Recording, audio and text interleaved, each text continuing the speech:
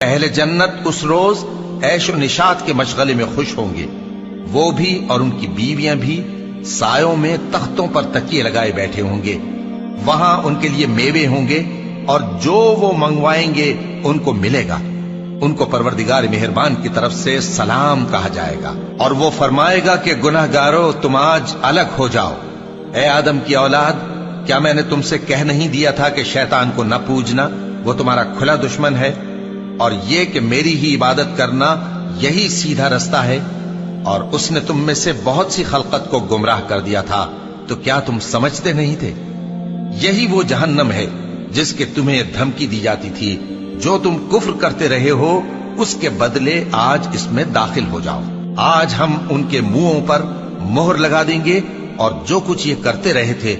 ان کے ہاتھ ہم سے بیان کر دیں گے، اور ان کے پاؤں اس کی گواہی دیں گے، اور اگر ہم چاہیں تو ان کی آنکھوں کو مٹا کر اندھا کر دیں، پھر یہ رستے کو دوڑیں تو کہاں سے دیکھ سکیں گے، اور اگر ہم چاہیں تو ان کی جگہ پر ان کی صورتیں بدل دیں، پھر وہاں سے وہ نہ آگے جا سکیں اور نہ پیچھے لوٹ سکیں۔ اور جس کو ہم بڑی عمر دیتے ہیں تو اسے تخلیق میں اوندھا دیتے ہیں، یعنی اسے بچپن کی کمزوری والی حالت کی طرف لوٹا دیتے ہیں، تو کیا یہ سمجھتے نہیں؟ اور ہم نے ان کو یعنی اپنے پیغمبر صلی اللہ علیہ وآلہ وسلم کو شعر گوئی نہیں سکھائی، اور نہ وہ ان کو شایع ہی ہے، یہ تو محض نصیحت ہے اور صاف صاف قرآن ہے،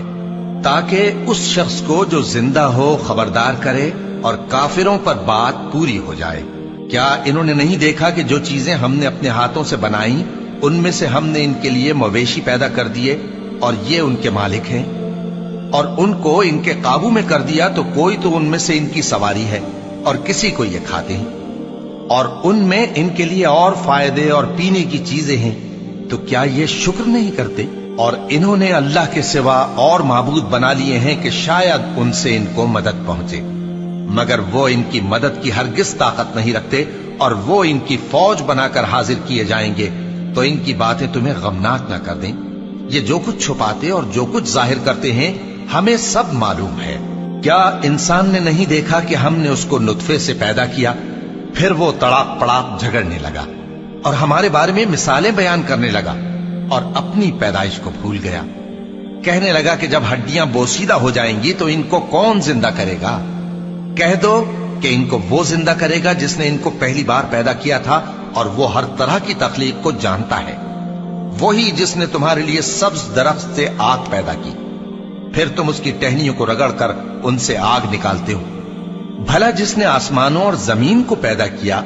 کیا وہ اس بات پر قادر نہیں کہ ان کو پھر ویسے ہی پیدا کر دے؟ کیوں نہیں؟ اور وہ تو سب کچھ پیدا کرنے والا کامل علم والا ہے۔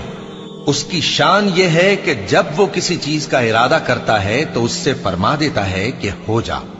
تو وہ ہو جاتی ہے۔ وہ ذات پاک ہے جس کے ہاتھ میں ہر چیز کی حکومت ہے، اور اسی کی طرف تم کو لوٹ کر جانا ہے۔